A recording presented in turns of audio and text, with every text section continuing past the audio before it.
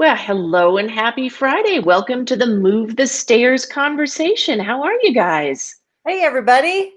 Can't believe it's Friday already. This week went by really quick. Oh, Oh man, it went not quick well. enough. This is true. This is true. Well, welcome to the Move the Stairs podcast, blog, where we share brand protection strategies for tackling some of your biggest public relations challenges. So we're really happy if you're joining us live today, or if you're joining us after the broadcast. We are glad you're here. Thanks for joining. Absolutely. So today we're going to talk to business owners about how you can take your existing relationships with the members of the media to the next level. And by the end of this episode, you're going to be able to use our insider media relations strategies to pitch stories like a pro, tackle touchy topics, and become a media relations master. They're going to be calling you. Absolutely. And, in order to learn all of that stuff, we're going to break our conversation into 3 little mini conversations like we always do on every Move the Stairs Friday chat. So for the first part of this, we're going to talk to you about how you can take your existing relationship with members of the media and elevate it up to that next level where they are calling you. After that, we're going to move into how you can get strategies for becoming a trusted media partner through your pinpoint pitching. You're going to learn how to pitch like a master. And then finally, we're going to deep dive into how you can react to a crisis, because if you're chummy with members of the media and something happens to your business, they're going to be calling, and they're going to be calling you because they've got a direct line to your cell phone. And I think after this, you're going to be able to take what you have already and finally move it up to where you want to be, maybe where some of your competitors are, get to their level too. Well, we kind of think of this as like 401 level media mastery. Masters. Yeah, exactly. So, hey, join us, join the conversation. We want to know, are you struggling to engage with your local or industry media partners? Are you kind of wondering, oh man, where do I start? Let us know. What are your challenges? What are your problems? Post them in, post your questions or your comments in the comments section. And we would love to take a look at those next week, because we always enjoy those. And then sometimes we get great ideas for new episodes as well.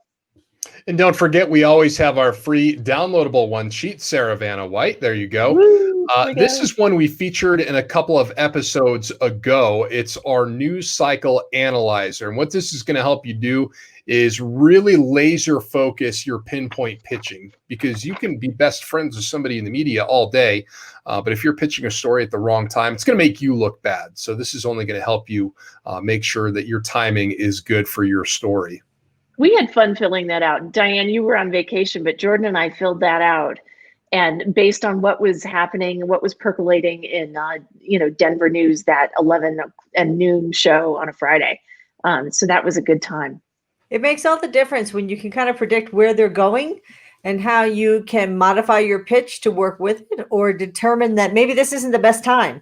I mean, I have literally held a pitch for 2.5 weeks. And with the election season coming up, man, it's really important to know what's going on that day and that minute. Be interested, right? I mean, or is it like, oh no, because once they hear it, if you pitched at the wrong time, man, it's really hard to get them interested later. So that's tough. And remember, we're always trying to move the stairs. And move the stairs is where you look at any situation, you become as creative as possible within the parameters of what you've got, what the world gives you that day, and you really work it. And when you do, you usually come out on top and ahead of the competition. So I think that's really important. So let's look at topic 1, effectively taking your relationship with members of the media to the next level. So we have some research here that, according to an article by the University of Bath Press Office, working with the media gives us the chance to convey expert perspective on important issues, get evidence into public conversations, and highlight the important work researchers are doing. Not only does this contribute to the public debate, but it can help maintain and build support for scientific research from the public, who ultimately pay a lot for it. That's true whether you're in Bath or whether you're in Denver or whether you're somewhere else. And it doesn't matter whether you're in the CBD industry or whether you're in the entertainment industry. It's really, really important for you to understand that if you can get out educational material as well, that helps build that relationship so that when something happens that you can comment on, whether it's for your business or whether it's in your industry. And that's really, really important to understand the whole industry focus here as well, that you become a thought leader. And we love when that happens because that's when the phone rings and they call you when you didn't even know there was a story out there. That's a great point. And I love this something quote for a couple of different reasons. And sorry to jump in there, Sarah, but we've already seen this work with a couple of our clients. I mean, look at Lung Cancer Foundation of America. They always point out how much research matters in everything that they're putting out there. They're working actively to educate the public, and I think that's awesome. And ultimately, it's grant money that coming in from donations or other companies that are helping to lead to this research. So I think that's really cool. Well, and this is something that we help all of our clients do, is develop that thought leadership position, develop those relationships with media, either local media or media in their particular industry. And here's a situation that we find fairly frequently. A client has been interviewed a number of times. They're starting to have really good success. It's no longer like, oh boy, deer in the headlights, I'm just trying to feel comfortable on camera. Like, they've got a good, facility on camera and they feel great. And they've had some good interviews. Is that the best they can do? No. No. There's always ways to move the stairs. Right. And so this is, here's the part where they're doing great. But now we're going to take the insider media relations mastery up a notch. And, one of the clients that we work with, we have the best example in the world. And we told you we were going to tell you this last week. But this is somebody, a client, and a number of members of their team have been interviewed, in local media, in specific niche media, and national media. And so they are just great soundbite, always accessible. The media knows they can call up. But the bite, the number one bite, and I think, what did we decide, guys? Like 17 uses of this soundbite. Diane, I want you to talk about how this soundbite came about, because honest to Pete, it is the best soundbite about the most boring topic maybe in the world. That's right. Taxes.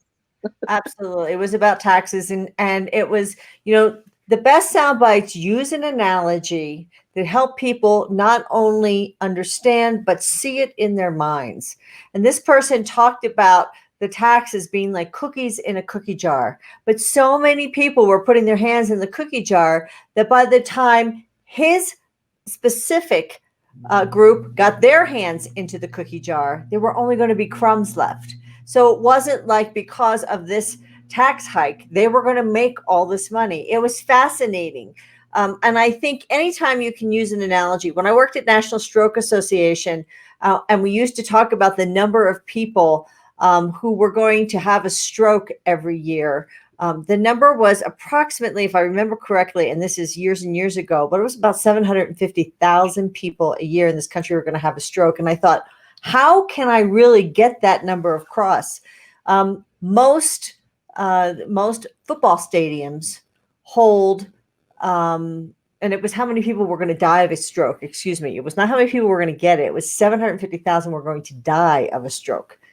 So I said, visualize the last time you were at a football game in a major stadium, and now put 10 of those stadiums together and visualize all those people doing the wave.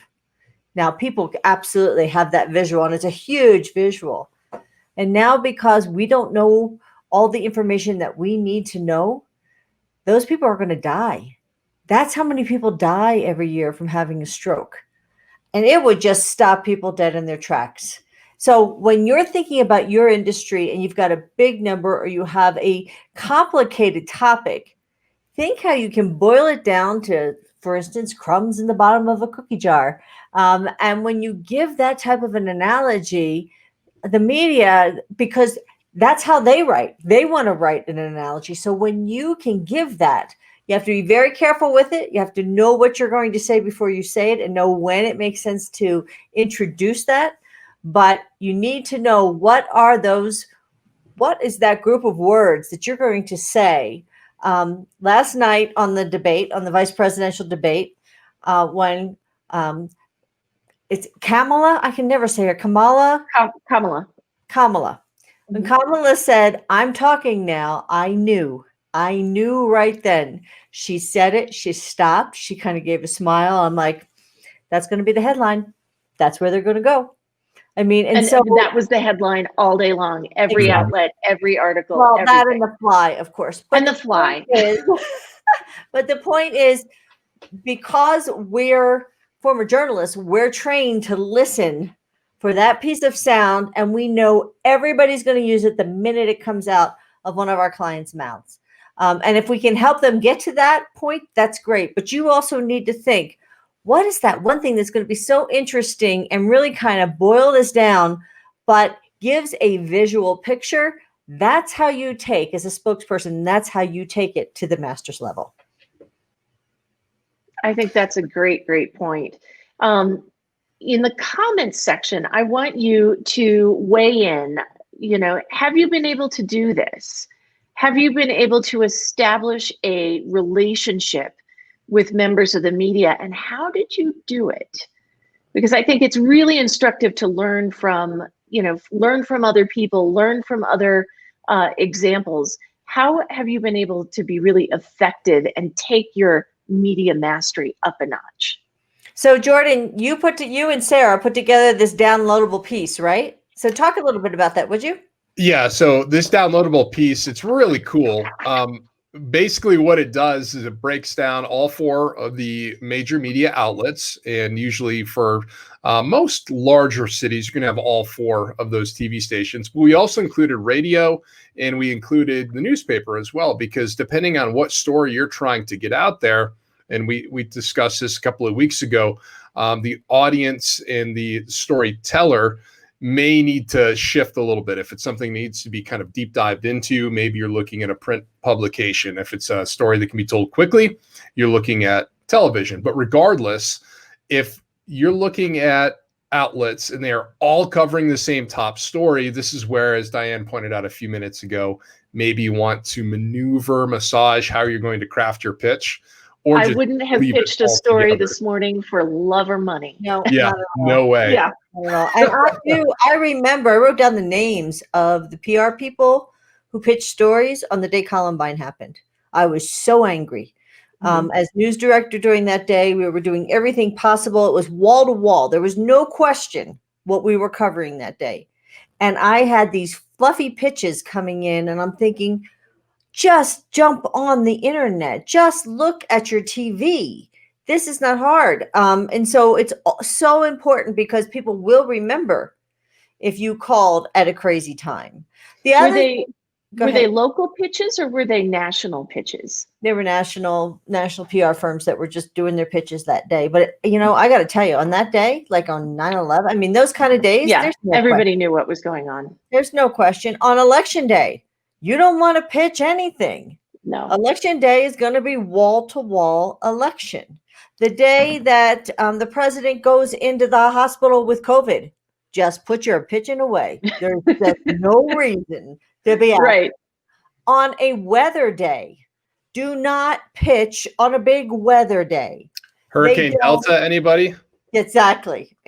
So if you're in Denver and Hurricane Delta is happening, you're okay to pitch in Denver, but you sure as heck better not pitch in the southeastern United States. There is just no sense in that. So you really have to know what is going on and think about what those media people are doing. And I think a lot of people don't get the weather thing, but weather wins. In newsroom, that is a term. Weather wins. Everybody's covered. Yeah, if there's big weather coming in, they're going to lead with weather, and you're not going to crack that threshold. And on what you've got, I'm telling you, on television and television stations, even the sports guys are usually doing something having to do with the weather on a huge weather day. Everybody is being pulled to do something on a major story. Everybody is pulled to do something. If you're pitching print on a weather day and you have a reporter who has a specific beat who you know is not going to be impacted by the weather, then I think you're okay. But if you're doing any kind of broadcast, it's weather wall to wall if you have big weather. And that means a snowstorm. It does not mean a blizzard. It means a snowstorm. That's what happens. A huge rain event, a flooding event, anything of that nature. So know these things. And that's why it's so important to be very clear on what's happening in the world and in your local area. So go on those local news stations. If you have a child's been abducted, if you have a major murder, anything that you look on, if you look at at least three, if not four stations, and they're all on the same story, don't pitch that day because you know it's big. That's exactly what this says is, Yep. If you see a convergence of the same stories, caution, Right. there's something going on. Now, the day that Jordan and I pulled this, it was a Friday, and I can't even, we should have written down the date because there was not one similar story on all of the media. And that hasn't happened at all lately, Right. not in months and months and months. So it was a shockingly slow news day. I love those. And I love Sundays. I understand that they have very limited crews, but if you have a visual story on a Sunday that you can get on the Sunday night 10 o'clock news or 11 o'clock news if you're on the East Coast, those are highly rated newscasts because everybody wants to know what the weather is going to be like for the rest of the week and what they have. And where will you see the story next? Mm-hmm. That's right. Monday morning. In the 5, the 6, the 7, the cut-ins. So don't blow off a Sunday. A Sunday's a great day. And it's also a great day to provide video with a story because they're so short-staffed that's a great thing. I like Saturday mornings because people are drinking their coffee and the TV's on and that type of thing. So that was what we decided. Like we had a fictional, we've got a fabulous new cupcake company with some sort of healthy whatever. And we were like, Saturday morning, man, that's where we'd go on that. And that's, even though that Friday was very slow, right? Jordan and I both were like, no, we wouldn't pitch this on a Friday. That's a Saturday morning story when everybody's got their cup of coffee. So we've kind of dipped into this a little bit, but let's talk about what we call in insider media relations, pinpoint pitching. And I'm gonna go out on a little bit of a limb here and say, this is not you armed with your press release. No. This is not you saying, okay, I've got a press release that's gonna knock them dead and make the phone ring. I'm gonna say that pinpoint pitching may not include a press relece at all. Why would I say that? Do you think I'm crazy? It is Friday, and we never noticed Sarah. So go ahead. Go ahead. No, I think that many times that phone call, and I will tell you, you can do the email. But if you can get somebody on the phone, you got so much of a better chance of getting your story across. And people are afraid to call the media. Do not be afraid. Have your 3 points. Know that if you're calling broadcast media, you want to be off. You want to have your points out in the first 30 seconds of that phone call. They want you to speak quickly, tell them what it is, how visual it is, or what great sound there's going to be if it's radio, and then they will make their decision. But if you have print, that's a much slower conversation. When they pick up the phone, they don't want you speaking a million miles an hour. They want you to kind of set the story up and then give them the hook of what the story is, right? So that's different. Jordan, so, many of our clients pass along these story pitches, but not everybody has the PR firm. So let's talk a little bit about what the steps are to make sure your pitch has the appropriate timing and impact. Yeah. And before I really deep dive into that, I just wanted to touch on what you and Sarah were talking about too, is a lot of companies do rely on PR firms because, one of the things that we do, and I'm sure many others do really well, is finding elements about their clients that are newsworthy. I mean, we are natural storytellers, are we not? Right. Whereas, You better be. yeah, right, no. Whereas, people who do the same 9 to 5 every day, they may do something really, really cool and just not think of it as something that's newsworthy or neat or something that, deserves a little bit of press coverage. Right. And if you can do that and you do recognize those elements, I mean, that's fantastic.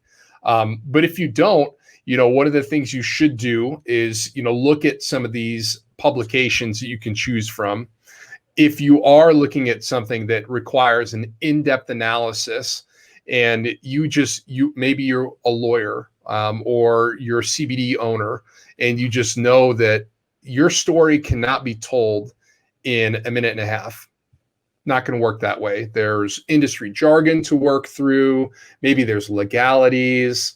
There are big words that we don't know how to pronounce, and the public is going to hear it and just automatically tune out. And it needs a little bit more love, we'll call it. Then you're probably going to be looking complexity. Right. Exactly. You need a platform where not only is the audience going to understand what you're talking about, but the reporter in themselves has time to digest what you are telling them. I mean, when you're looking at TV, it's morning meeting and off to go get your stories. And, you're back by hopefully 3, 4 to have that on the air for 5. And oh, by the way, you're back out at location to do your live shot. And if you have a really complex story, it doesn't work like that unless there is an element for you to kind of condense it into a way that it's not going to be broadcast and misinterpreted by not only the reporter, but the audience watching too. So I think that's a really great place to start, is what is the best way to tell your story. And then we had also talked about, before you pitch, what in the world is happening out there? Diane, if there's a murder, if there's Columbine happening, if Hurricane Delta is set to make landfall in your area, or really in an entire region too, because regional news is a thing. People in Alabama do care what's happening in Florida. People in North Carolina consequently care what's happening in Louisiana, especially when you're dealing with a commonality like tropical weather. So I think that's really important to utilize that one sheet that we have available for download to just kind of see what's going on out there. Now, I want to point out one quick thing, because we had a funny, a crazy incident happen where we had a great visual. It was a perfect TV story. It was we raised a great big beam to the top of a 23-story hotel that was being completed. We had GoPros strapped to the beam, and we got the feed, and we had a drone, and we had cameras. I mean, you're checking all the boxes right now, Sarah. Yeah, it was. Yeah, we had lines of the biggest, best looking, construction guys you've ever seen, and they were having lunch. I mean, it was awesome. Like, it was a fabulous, great visual story. And we dropped that.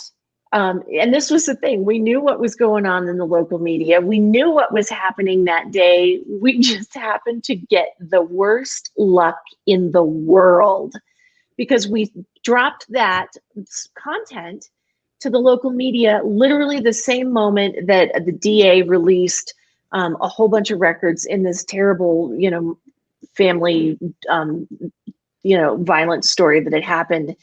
And all of the newsrooms in town were scrambling because the DA's server crashed. Right. And so it wasn't even on the news yet. Nobody knew about it, but it was, literally the moment we hit the button to send. It was exactly the same time. We sent ours as the DA sent theirs. Right. And so what saved us there is another element of insider media relations, which was, we heard crickets, and we were like, there is no way that this shouldn't have gotten picked up. That nobody's opened it. Like, we could tell nobody's even opened the emails. Something is going on. And that's when we picked up the phone and just started calling and saying, what? We sent all this great stuff. Did you see it? Well, and what we said was, and I think this is hugely important, because the last thing they want to hear when they're going berserk and things are falling apart And if you remember, Sarah, we did not pick up the phone until after we dropped it for the 5 o'clock show. Mhm. It didn't hit the 5, the 6, the 7, Right. the 9, the 10. So we thought, And well, by shortly- then the information was out Right. and they were wall to wall on this, right. crime And we story. thought, surely it'll hit the morning. In fact, I think we may even have resent it overnight just so the morning people had it. Didn't hit the morning. And I'm like, geez, Louise. So we made a call to one of the managing editors who we know and said, we dropped this story. I know you went crazy yesterday. He goes, oh, you have no idea. And he went off on how the servers had crashed. And I'm like, oh my gosh, that's a horrible. Oh, you must have been going crazy, which I'm sure he was. Meanwhile, I'm thinking, what about my story? And I said, I bet you didn't even see this. He goes, oh, no, nobody saw that. I said, well, I know how crazy you were yesterday, and I know you've got the follow-up today. So I've got something light and fun that's really going to help even out the newscast for you. And it's already shot. So you can just put it together. I'm going to resend it to you now. What do you think? Absolutely. Send it over. Yeah. It went over. I think it hit every newscast. Every one of them. Right? All four. All four newscasts for the next day and a half. And then we picked up the phone to every managing editor and said, oh, we heard what happened yesterday. We're here to help you out as much as we can. And that's true. It was helping them out. We weren't being altruistic, but we also were just being on top of the situation. And they get then that we understand what's going on with them. And we get to say we got tremendous pickup on the story, which could have been a complete disaster. So having that trusted relationship with somebody in the media is really, really important. I've also called before I was going to do something and said, hey, do you know on this day if there's anything big that's scheduled already? Because I don't want to, clog up your inbox. And 9 times out of 10, they'll take a look and tell me, not necessarily what's happening because they're so competitive, but, ooh, that's not the best day to do that. Okay, that's great. Thanks so much. I appreciate it. And I don't ask them what is the best day. That's not their job. That's our job. But it gives us, when you're planning something and even if you're planning an event, but as a spokesperson, as somebody who is out there trying to get more media for their company, these little things can make all the difference and can really make what you're doing have the most impact. And that's really important. You don't want to ever compromise your integrity with a trusted news source. So if there is a major story or if something happens that you had no control over, like the DA dropping all that stuff the day that we did that, you want to think about how you want to handle it, but you do want to handle it. You don't want to just let it go. So how do you build on those existing relationships? I mean, I remember when I was a reporter, we had beats, which is shocking because our newsroom was. You had what? We had beats. Yeah, they existed back in 2011. My newsroom had beats. Absolutely. No, I know. I'm just saying that almost very few newsrooms have beats anymore because they're. So and this is. A beat is when a reporter follows a specific topic very closely. Reporter, entertainment reporter, a dining reporter. Yeah, we had financial. We had, before traffic reporters were in the morning, we had somebody that covered all kinds of transportation. I mean, somebody who went to the city council meetings every week.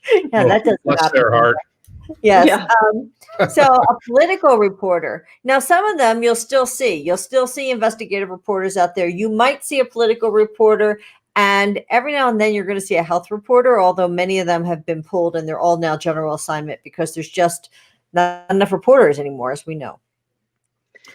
But even if you are a general assignment reporter, you're still, once you establish those contacts and you know that they're easy to work with, you're going to keep going back to them because you know that, hey, this person's going to make my life easier. When I was a reporter, I had the transportation beats. Funny you brought that up, Diane.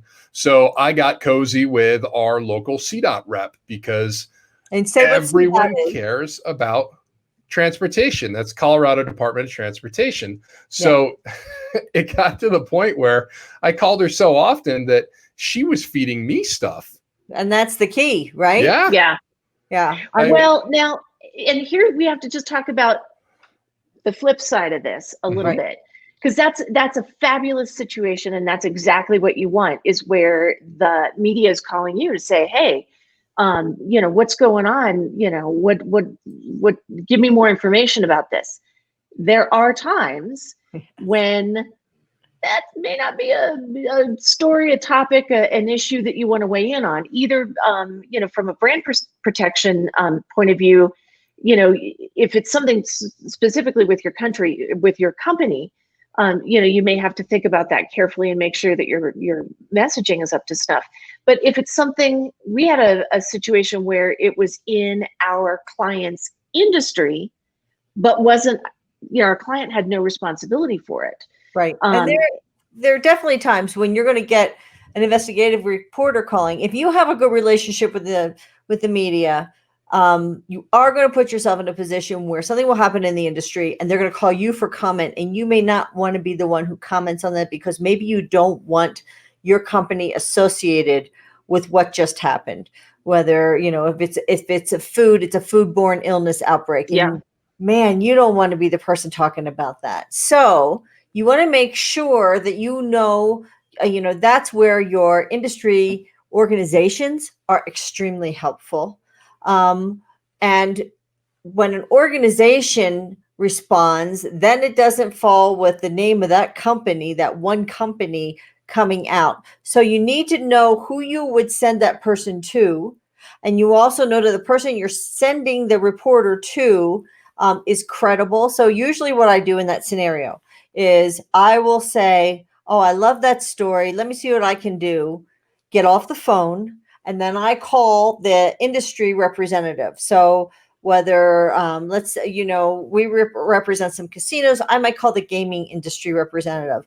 We represent some farmers. I may call the representative of the organization of all the farmers together. So it's not just that one person who's being associated with the story, and say, we have this investigative reporter. This is what they are looking for. I'm happy to help you put together an answer. But as the person who represents all of the industry, it'd be much better coming from you in this situation. Real estate was another place that we did that.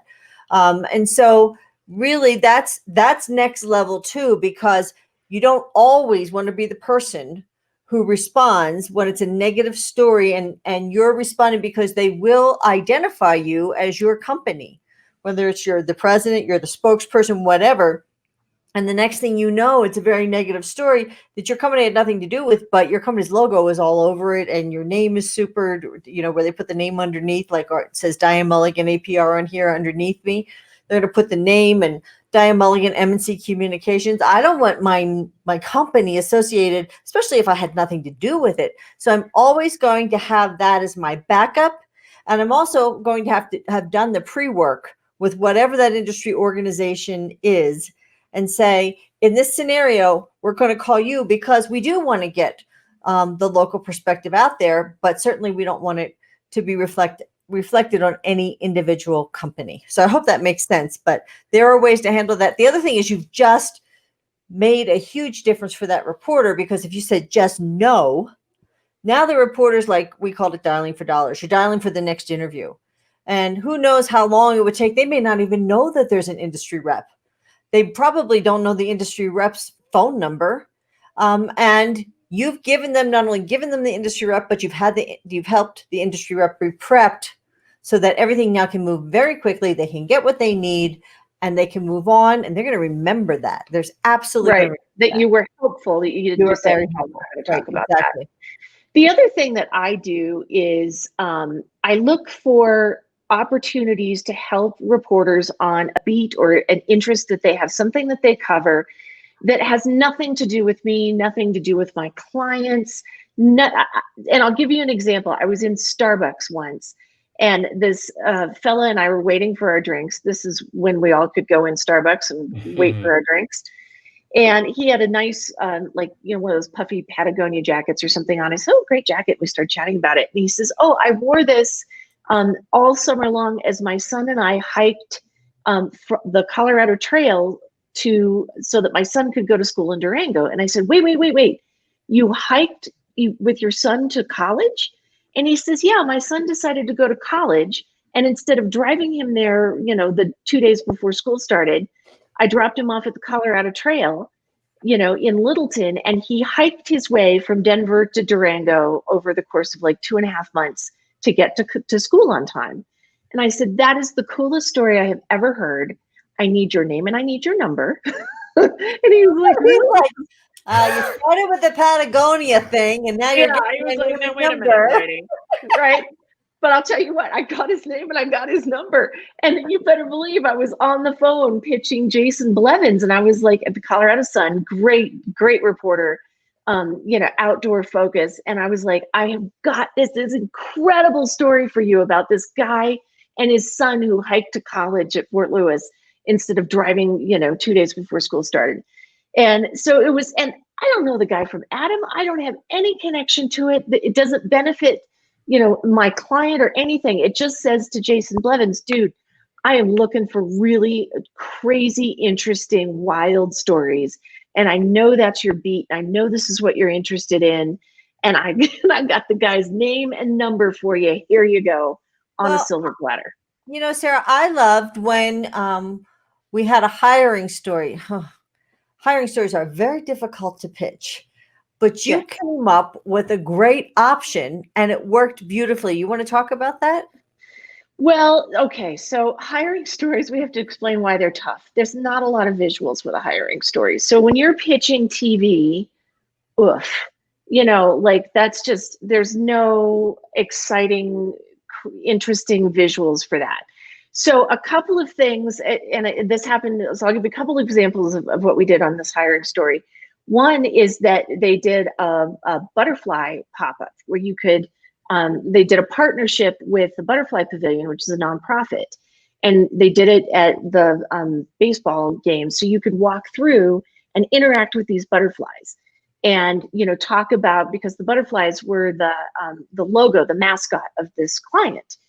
And so, boom, you've got a great visual story for something that's not visual. The other thing that this client did is they were doing training, free training. So if you want to be a blackjack dealer, you're going to have a lot of training for that, and it's kind of expensive. And so they did free training. And so we called the local media and said, you got to come up and go through, you totally want to learn how to deal cards and blackjack, don't you? And they were like, yeah. So, it just, you have to think a little bit differently. So you're not asking them to cover a hiring fair, because man alive, that's not going to work. But the other thing that we did as the economy turned terribly is I was reading a column by one of the local columnists who has now a column called What's Working, like, legal issues and discriminations and people looking for help with unemployment and, all of these really tough, challenging issues. And somebody wrote in to say, I want to work. I'm looking for a job. I'm a chef, or I'm a trained sous chef. And I go to these interviews and I feel like I'm not being hired because I'm a little bit older, but I don't want unemployment. I want to work. And I'm trying to figure out how to find a job without having to file an unemployment claim or file a discrimination claim. And I read that and thought, our client is hiring food service workers right now by the truckload. Culinary workers, right. Culinary. And I was like, so I wrote this reporter and said, look, I know this isn't a job search column, but it's breaking my heart that this guy's looking for work. And my client is looking for people who do what he does. Can you please, I didn't even picture on it. I just said, can you please make sure this information about the job fair gets to this guy, this one guy? She says, absolutely. I want to share that with this one guy. And I would like information about that job fair. Yeah. And it wasn't a big mention. It was just a very tiny mention because that's not the focus of her column. But, she did say, look, if anybody in the food service industry is looking for a position, here's this job fair, here's the date, here's the time, here's the information, here's the link to our client's job hiring, part of their website. So those are just some examples of how we think strategically in terms of insider media relations of how can you turn a job fair or a hiring story that's really not visual, not compelling, into a compelling story. Absolutely. And I think, one last thing. I remember when I was at National Stroke Association, we had a magazine, and I went to Kentucky where they actually produced the magazine.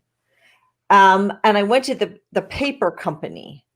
And at each step, I was so impressed because there were probably 12 steps to producing a magazine. Each one of these people made a presentation about what happened on their step that was so compelling and so interesting. And I thought, oh, I could pitch this, and I could pitch this, and I could pitch that, and I could pitch. I mean, there were literally 12 stories with 12 fascinating people on things that I had never even thought of.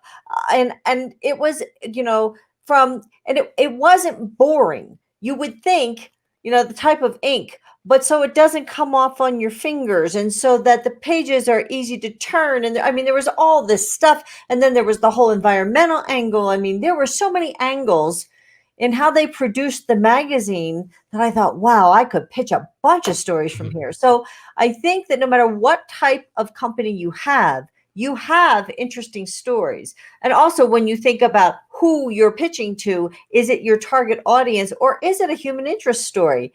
It may be there's something interesting, but then the person who does it is really interesting. There might be that kind of hook. So I want you to think about that in pinpoint pitching, because we think that's really, really important. So next week, just real quick, we are going to help you move the stairs.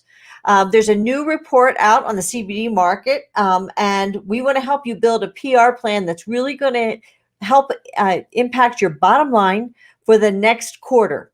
And so we're going to go through this with you and say, here's some of the things that we think about from what we know is going to come into the future of CBD that you can prepare for now to get you through the end of the year from a PR standpoint. But also, we always look at how are we going to impact the bottom line with our PR. So that's next week. We hope you'll join us next Friday. And we really should move quickly, on to, you've got more to add? No, I just have one quick thing. All right. If you guys have success stories about your pinpoint pitching, we want to hear them. Because again, I love hearing stories of people go, oh yeah, you know what? I did this or I did that. So if you've got a great story to share, let us know in the comments where you've had success with what we call pinpoint pitching. Being really, I mean, it's not going to 17 people, it's going to one person. Yep. Okay, George, you're on. I was not going to jump the gun. Right. I'm just going to let guys go. So let's move on to topic number 3, because we're running, to borrow some of Sarah's terms, run a little heavy on the show, which means we're late getting into the third segment. So I'll get right on with it here. Your trusted relationship with the media, it means that you're probably going to be the first one that they call when there's something big happening, maybe in your industry, maybe it's your place of business, definitely if there's an issue afoot. So what we want to do is walk through our insider media relations strategies for those high stakes situations. And I read this quote to you earlier, Sarah, and I really enjoyed it from Ed Powers. He's the PR faculty lead over at Northeastern's Master of Science in Corporate and Organizational Communication. Wow, that is a mouthful and probably one heck of an acronym, right? Title there. Yeah. How come my title's just PR manager? Come on, I need something cooler. So he said, and listen, this is really great. Crises don't happen just on the front page. They occur every day, affect groups of all types, and come in different shapes and sizes. Every organization needs to have crisis planning in its communications tool chest. Could not agree more. Absolutely. People think of a crisis and they think of the Hindenburg or something that is on that story that leads all of your local news channels and is on the front page of the paper and is being repeated on the radio every 10 minutes. That's not the case. No, and a lot of times I think that, and we've done other podcasts, which I want you to go back and look at on the difference between an issue and a crisis, because what you may think as a crisis really could be just an issue to the rest of the world. And you don't want to turn it into a crisis by being too upset about it. So, but no matter what, you need to have a plan ready to go. And this doesn't mean a full-blown crisis plan, but you need a basic outline to adapt quickly. And we have talked about this ad nauseum as well. Remember, if the crisis happens in your industry, your local news is going to want to localize the story. And if you have a good relationship with them, they're coming to you. That's not a bad situation to be in at all. And remember what we just talked about. You're going to have your industry partner ready to go. So from your association, from a group, whatever, if you feel like it's too much of a hot potato for you. But if it's not, what a phenomenal opportunity to increase your thought leadership. So that's really important. Know what you're going to say, write, and I mean write with your hand and a pen and a piece of paper, your message points. And why do I say that as opposed to typing them out? Research shows that if you actually go through the process of writing, you're using more parts of your brain than you are if you type something.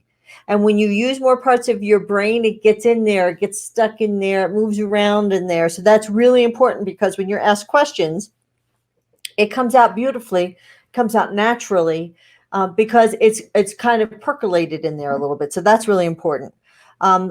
Know who's going to handle that media contact, and make sure that's a media trained spokesperson and somebody hopefully who's taken the master class, because they need to have the master class. And if it's somebody who has that relationship, that's really great. If it's a huge issue, that's when you want to make sure that then you use the CEO. If you have a spokesperson that you can then move it up to the CEO, that says we're taking this very seriously. And also, there have been so many instances where the CEO hasn't come out, where people are like, doesn't the CEO care? So the CEO has to come out. The CEO does not have to be there for every question that's out there.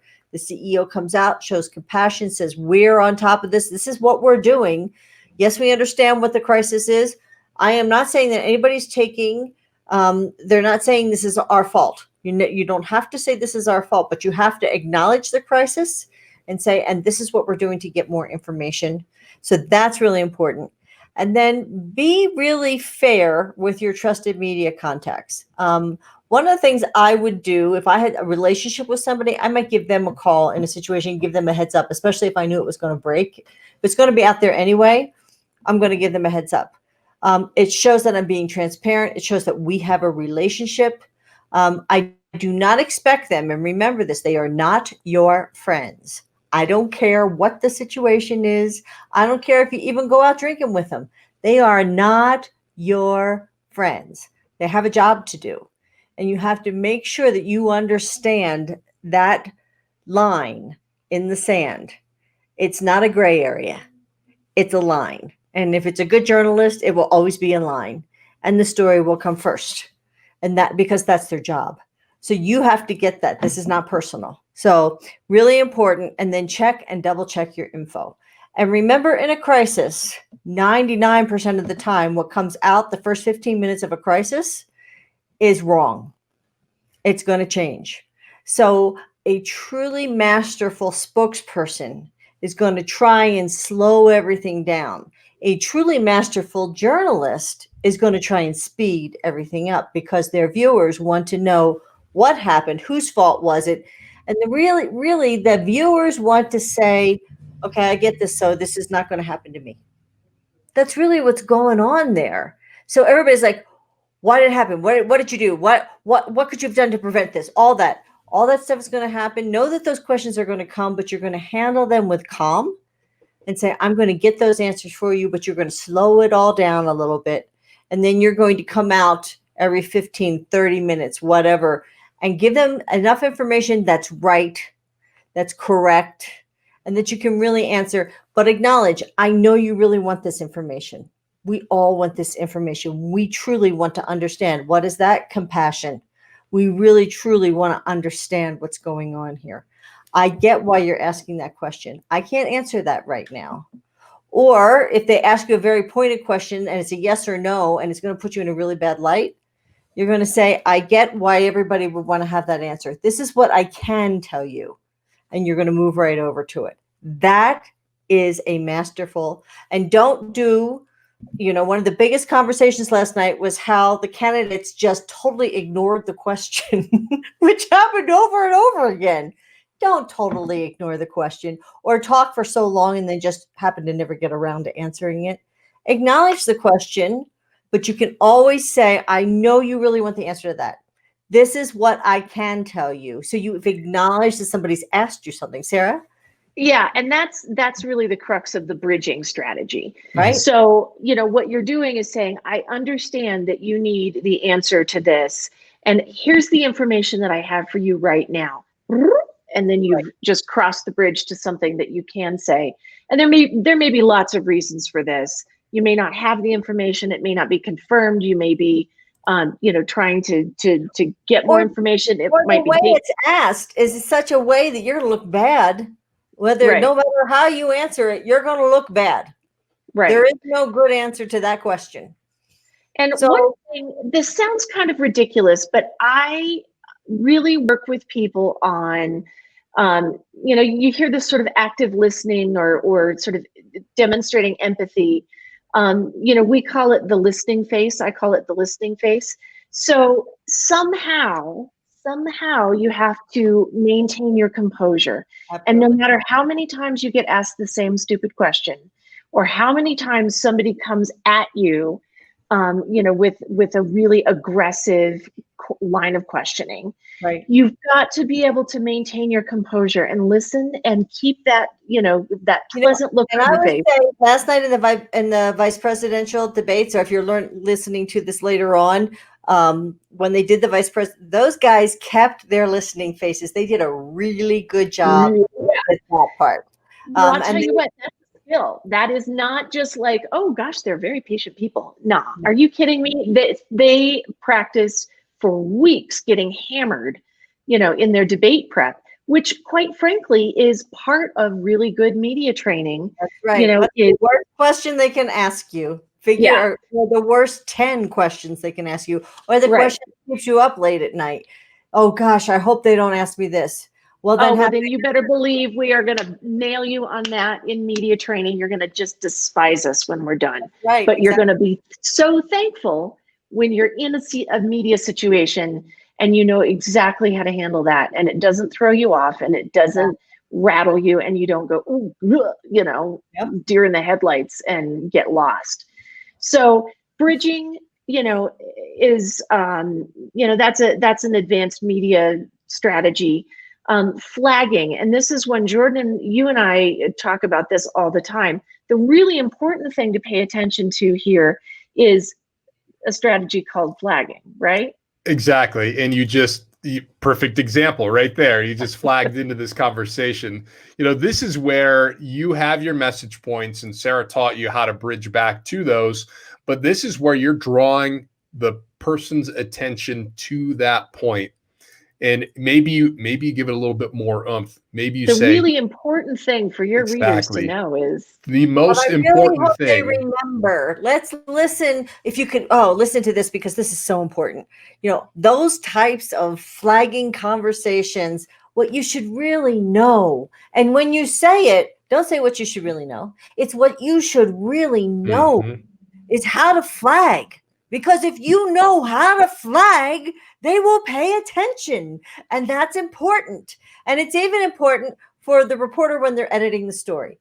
So if you're live, it's a phenomenal technique. And if you have a good relationship with a reporter and you do that, you just made the reporter's job so much easier, right? Well, because I have to tell you, when I was a producer back in the newsroom, scrolling through all of this audio, all the recorded interviews, at twice double speed, I'm listening for that because I got to get through piles of it and I'm on deadline. And so and Jordan, you're nodding because we would do this. Like you'd listen for hey, what's really important, the most critical part of this conversation, the thing that you really need to understand is, and we'd be like, slow it down. And then we'd transcribe exactly that bite, because what's coming next is succinct, direct, and very usable in terms of being a soundbite.